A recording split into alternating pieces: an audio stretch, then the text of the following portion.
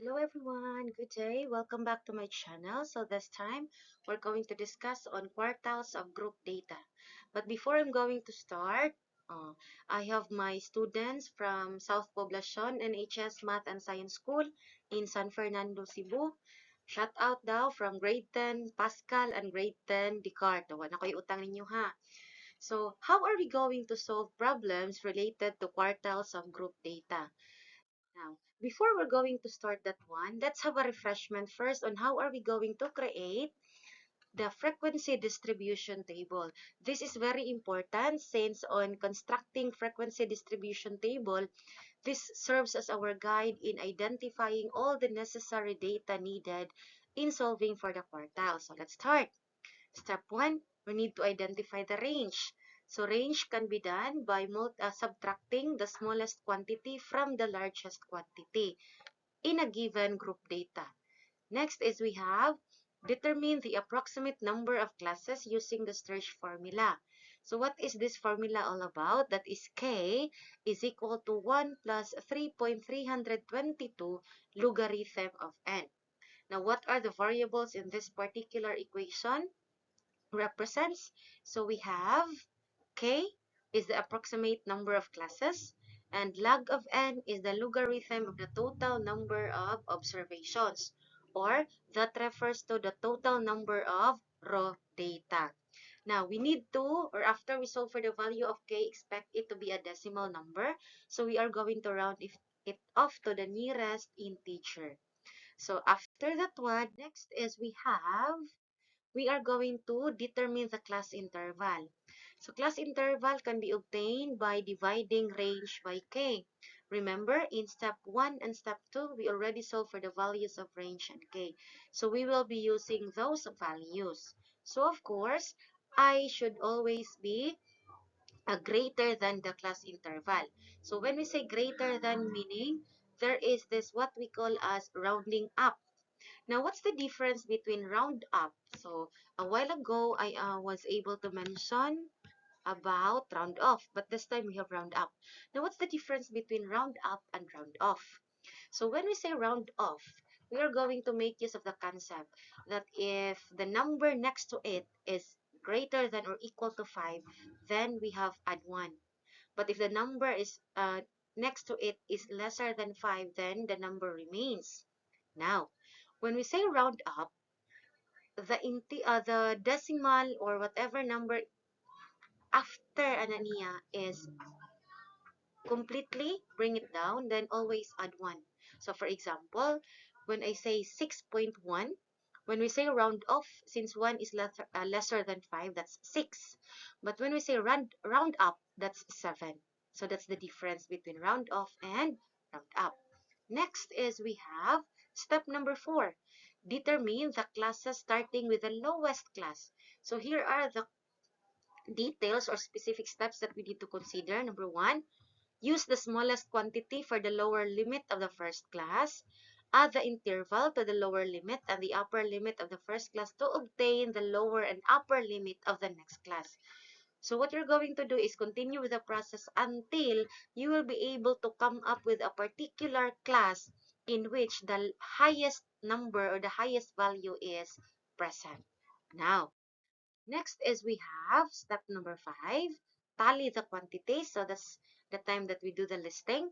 And then we have step number 6, determine the frequency of each class by, of course, counting the tally that you have created.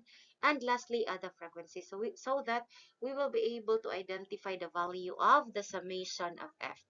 So this symbol summation was discussed on one of my videos on sigma notation on what is that symbol all about. So next is we have this one. Let's have a summary. Step 1, find the range. Step 2, determine the number of classes. Step 3, determine the class interval. 4, determine the starting classes, number of classes starting with the lowest class. Tally the quantities. 7, determine the frequency of each class interval by counting the tallies, and of course the frequencies. So these are refreshments on how are we going to create frequency distribution table. Take note, this is very important because by the time we're going to solve for the quartiles of group data, everything or every data that we need can be located in the frequency distribution table, which means if there is something wrong with our frequency distribution table, there is a very big possibility that our solution in solving for quartiles 1, 2, and 3, there's also a mistake. So we have to be very careful in that part. So now let's start. What is or how are we going to solve for the quartiles of group data? So we will be using this formula. Q sub R is equal to LB sub QC plus the quantity of R summation of F over 4 minus CF over the F sub QC I. Wow, daghan kay variable. But what are those variables representing? So let's start. We have R. R refers to the quartile. So for example, if you are asked to solve for quartile 1, then the value of R is 1. If you are asked to solve for quartile 2, then the value of R is 2. If we are asked to solve for quartile 3, then the value of R is 3. Next is we have, what is LB sub QC? Or actually, that is the lower boundary of the quartile class. LB stands for lower boundary. QC stands for quartile class. Next, let's have the summation of F. That refers to the sum of the frequencies. CF, or what we call as the cumulative frequency. Cumulative frequency of the lower class next to the quartile class. And we have the F sub QC. F is the frequency of the quartile class and I is for the class interval. So medyo daghan-daghan. And all these terms or all these values of all these expressions can be computed or can be located from the frequency distribution table. See how important the frequency distribution table is. Now let's start with an example so that you will be able to internalize and you will be able to really understand better on how are we going to solve for the quartiles. So let's start. So for example, we have this one. The following are heights in centimeters of 35 students. So you are provided with 35 data. So this is what we call as our raw data. So these are our raw data. So how are we going to construct? So what are the questions behind this given? So kaning upat. So we will be solving. So during the entire video, I will be showing you on how are we going to, number 1, construct the frequency distribution table, solve for Q1, Q2, and then Q3. So let's start. So on the left side of this presentation, I try to write again the steps in writing or creating or constructing a frequency distribution table para makafollow ta. So we have step number 1, find the range. So by using the formula for range, which is equal to largest value minus the lowest value. From the given set of data, the largest value is 146 minus our lowest value is 120. So that gives you 26, meaning the range is equal to 26. Now, we're done with the range. Okay, so let's have this one. We have the example. I just copy the table again of values or raw data so that you will be able to follow. On the left side of the presentation, I write or I still show you the process on creating the frequency distribution table so that you can follow along the way. So let's start with solving for, or we are done with solving with a range. So let's continue with determining the approximate number of classes using the Sturge's formula.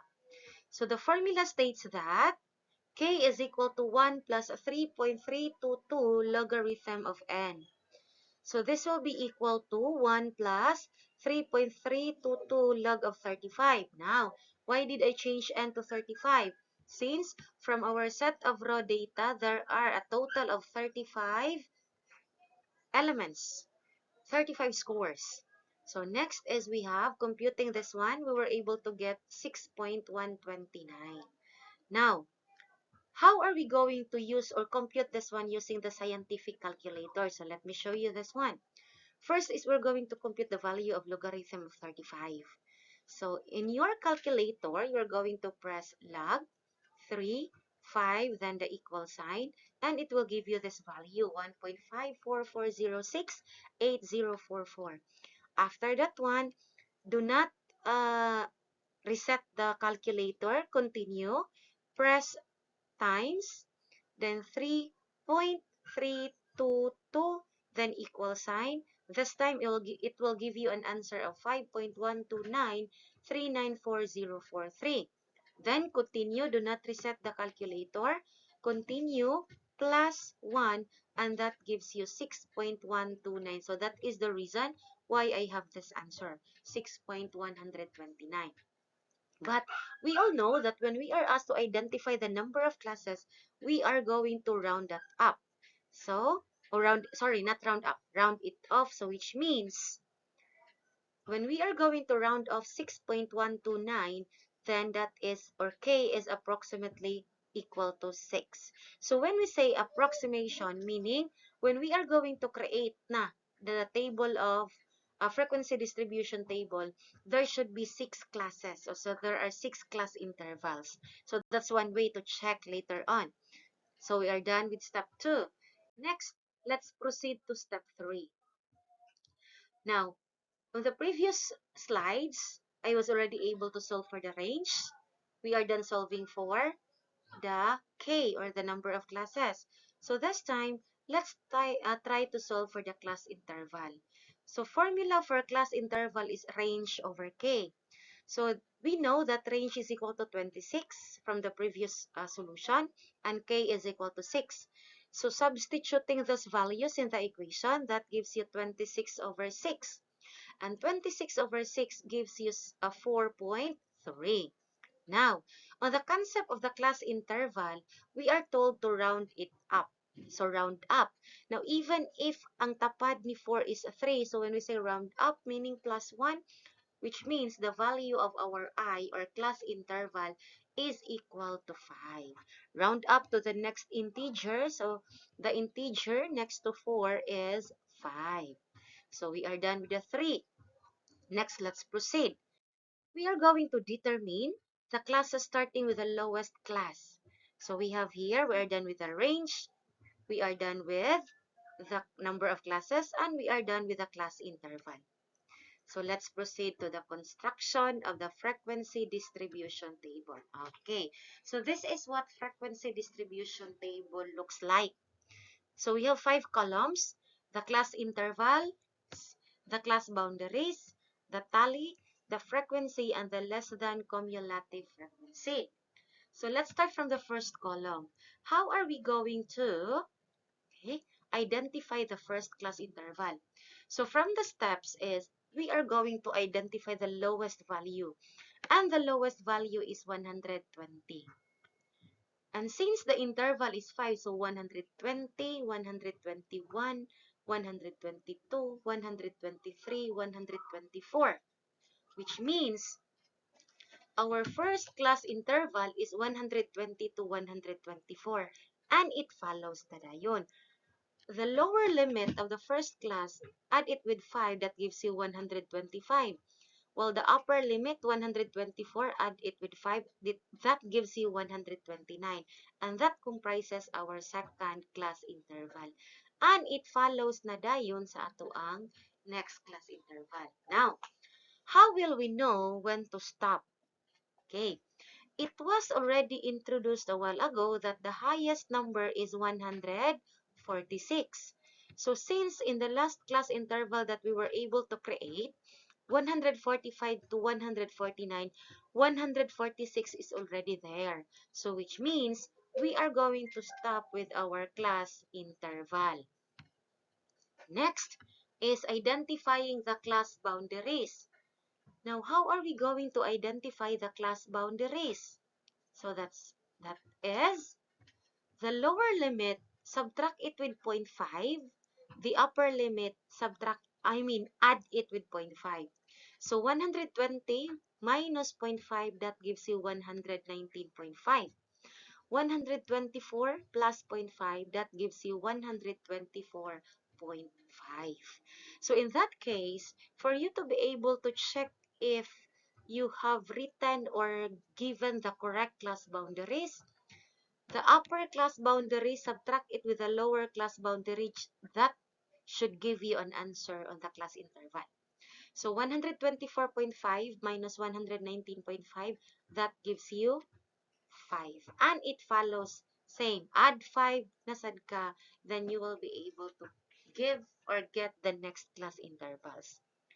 So after identifying that one, we now go to the tallying. So I usually ask my students to have it in a way that you're going to do the crushing of the numbers so that you will know nga, oh, I'm done tallying with this particular data. So let's start. We have So let's start. We have the first number is 124. So 124 is in this class interval. Next, 126 belongs to 125 to 129. 134 belongs to 130 to 134. 138 belongs to 135 to 139. 142 belongs to 140 to 144. 143, the same, 140 to 144. 136 is 135 to 139. 131 is 130 to 134. 138 is 135 to 139. 135 is 135 to 139. 128 is 125 to 129. 131 is 130 to 134. 146 is 145 to 149. 136 is 135 to 139. 133 is 130 to 134. And so on and so forth. Okay, so inana ra na siya. Oh, do the listing. So gamit kay si slashing o crash out para di ka malibog or you will not be confused whether that particular data is already recorded or not. So I just move it forward ha. Kay if I'm going to have it individually, madugay ta. It takes time. So after the tallying, we now down to the frequency. You just have to count. So in 120 to 124, there are 2. Okay. So in 125 to 129, there are 4. In 130 to 134, there are 9. In 135 to 139, there are 12. 140 to 144, there are 7. And 145 to 149, only 1. Now, how are we going to check if the tallying that we did is correct? Now, we are going to add everything to get the summation of f. To get the summation of f, you have 2 plus 4, that gives you 6, plus 9 is 15, plus 12 is 27, plus 7 is 34, plus 1 is 35. Now, after adding the frequency, okay, if ang imong sum is greater than the number of data, meaning there's something wrong with your tallying. So you have to do it again. Or if the total is greater than the number of data, meaning there is also something wrong with your tallying, meaning you have to do it again. Do not proceed to the next part. Okay? So now that we have the number of frequencies, we now proceed to the less than cumulative frequency. In identifying the data on the less than cumulative frequency, all you need to do is on the first data, you just have to copy. And that is 2 plus 4, that's the next. That gives you 6. 6 plus 9, that gives you 15. 15 plus 12, that gives you 27. 27 plus 7, that gives you 34. And 34 plus 1, that gives you 35. So the last part or the last number on your less than cumulative frequency should be equal to your summation of frequency. So naay relationship ang duha. So we are good with our frequency distribution table. Now we are going to proceed to solving with the quartiles. So I hope constructing frequency distribution is already clear to you. Now let's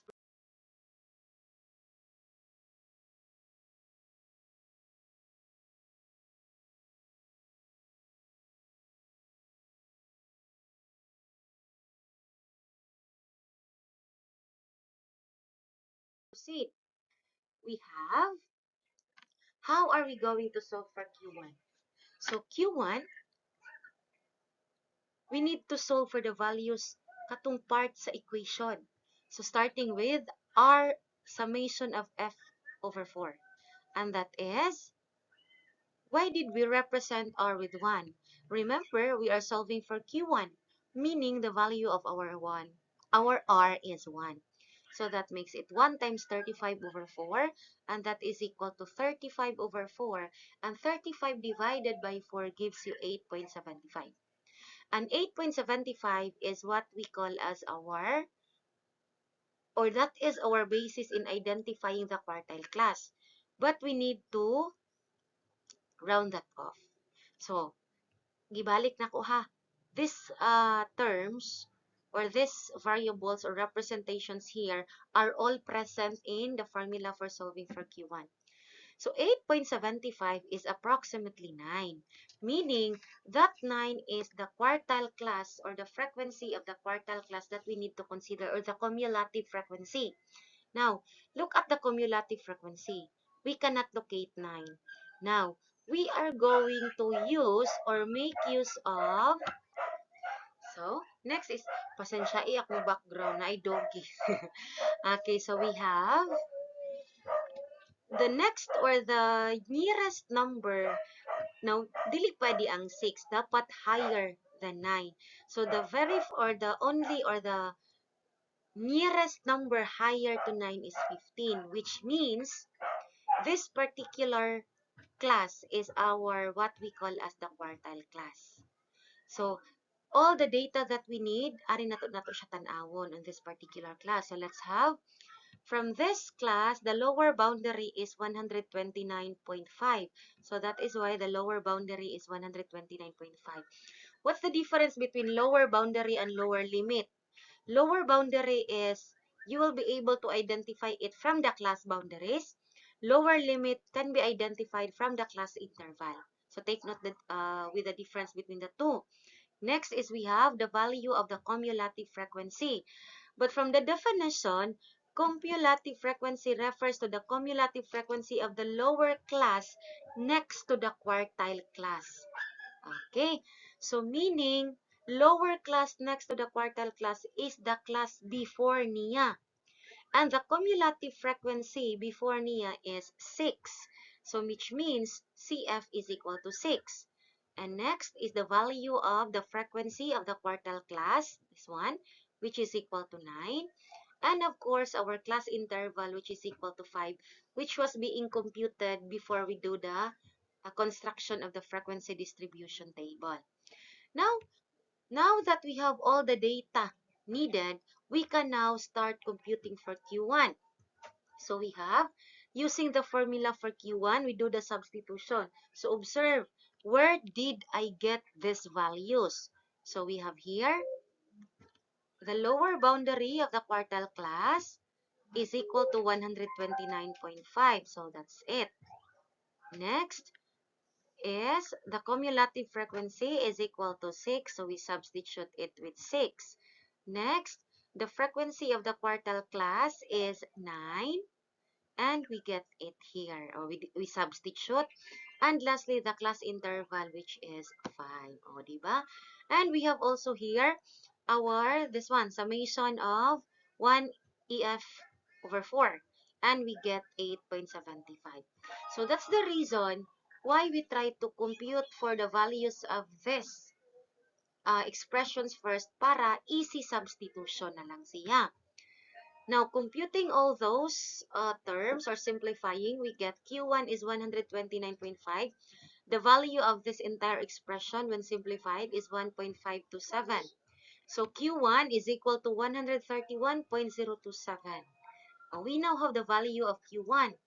So, that means, or by interpreting the data we have, 25% of the students have heights less than or equal to 131.027 centimeters. Okay? So, I hope I make it clear. Now, let's proceed to the next. Okay, let's proceed to the third question. Find Q2. So, the process that we did with Q1 is exactly the same with Q2.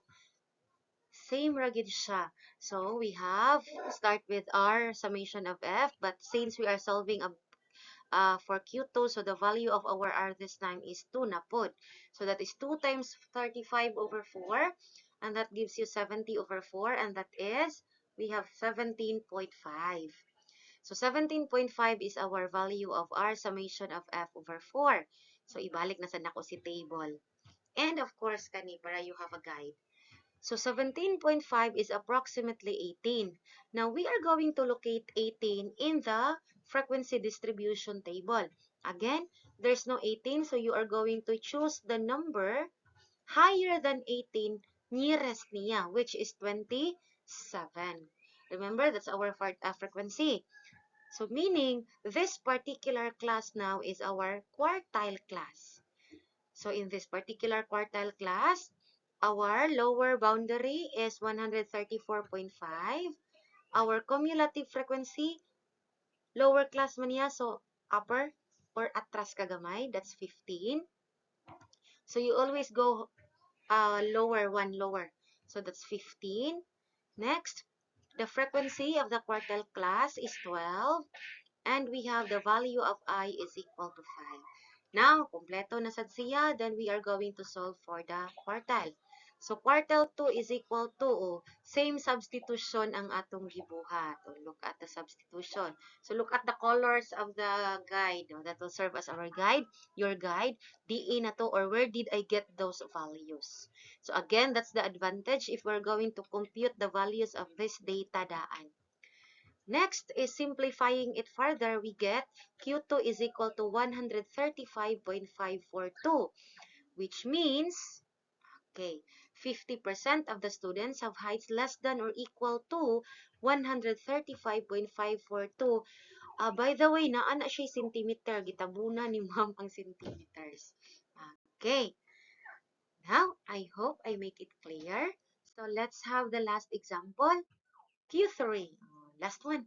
Si Q3 na yun ta. So, medyo taas-taas siya, no? So, actually, pwede naman tagyod Q1 ra akong i-include sa video, but I try to include everything para kahibaw ta on how really, or on how are we really going to solve for the quartiles. So, the process again is the same. What's the only difference is the value of R.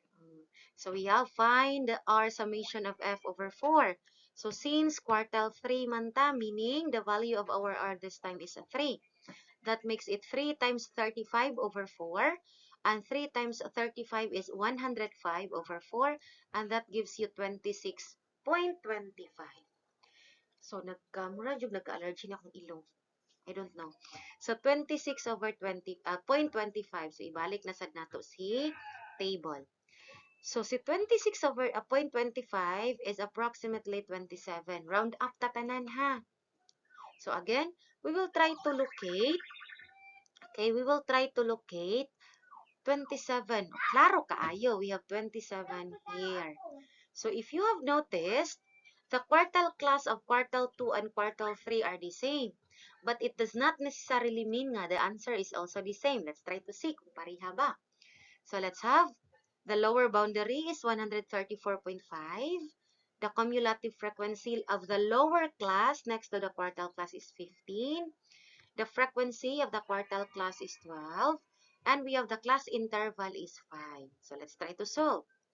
So, substitute the value. So, you know the data are the same. The only difference is kanisha. Okay, this one. The value of our R summation of F over 4. So, which means, Q1, Q2 and Q3, dili gyapon siya equal. Even if pariha or same ilahang quartile class.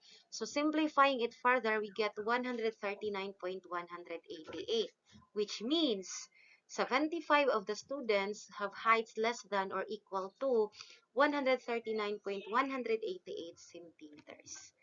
So, I hope you learned something from the video and everything is clear. So, thank you very much for watching. See you on the next video. Bye-bye. O akong ibalik. Shout out to all grade 10 Pascal and grade 10 Nebres of South Poblacion NHS Math and Science School from San Fernando, Cebu. Shout out to my students. Bye! See you on the next video.